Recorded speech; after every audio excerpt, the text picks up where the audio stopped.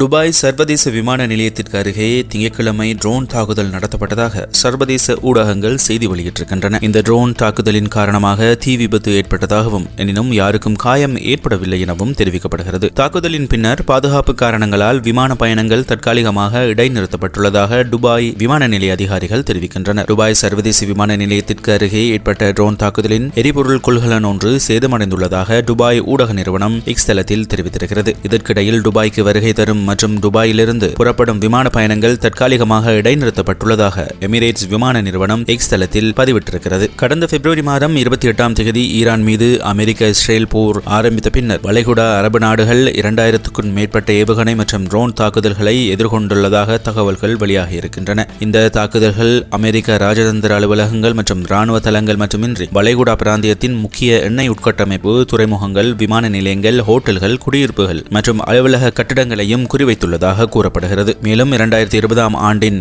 ஈரானின் பரம எதிரியான இஸ்ரேலுடனான உறவுகளை இயல்பாக்கிய ஐக்கிய அரபு அமீரகம் தாக்குதல்களின் பெரும் தாக்குதலை எதிர்கொண்டிருக்கிறது. ஆனால் அனைத்து வளைகுடா அரபு நாடுகளும் பாதிக்கப்பட்டுள்ளன. மேலும் அனைவரும் ஈரானை கண்டித்திருக்கின்றனர். ஹோர்முஸ் நீரிணையில் தற்போது கப்பல் போக்குவரத்திற்கு ஏற்பட்டுள்ள தடைகளை நீக்க சீனா உதவும் என தாம் எதிர்பார்ப்பதாக அமெரிக்க ஜனாதிபதி டொனால்ட் ட்ரம்ப் நம்பிக்கை வெளியிட்டிருக்கிறார். சீனாவின் 90% எண்ணெய் இந்த நீரிணை வழியாகவே வருவதாகவும் அதனால் சீனா இந்த விடயத்தில் ஒத்துழைப்பு வழங்கும் எனவும் அவர் ஊடகங்களுக்கு குறிப்பிட்டிருக்கிறார். எதிர்வரும் மார்ச் மாத இறுதியில் திட்டமிட்டிருந்த சீன ஜனாதிபதியுடனான சந்திப்பு பிற்போடப்படலாம் என அவர் கூறிய நிலையில் அதற்கான காரணங்களை வெளிப்படுத்தி இருக்கவில்லை. அந்த சந்திப்புக்கு முன்னர் ஹோர்முஸ் நீரிணையை திறப்பதற்கு சீனா நடவடிக்கை எடுக்கும் என அவர் தெரிவித்திருக்கிறார். சீனா ஈரானின் எண்ணெய் தயாரிப்புகளில் சுமார் 90% கொள்வனவு செய்கிறது. ஆனால் இது சீனாவின் மொத்த எண்ணெய் கொள்வனவில் சுமார் 12% மட்டுமே ஆகும். வாஷிங்டனை சேர்ந்த உத்தியோகபூர்வ மற்றும் சர்வதேச ஆய்வுகளுக்கான மையம் சீனாவின் எண்ணெய் போக்குவரத்தில் சுமார் 40% மட்டுமே ஹோர்முஸ் நீரிணை வழியாக செல்வதாக தெரிவித்துள்ளமை குறிப்பிடத்தக்கது.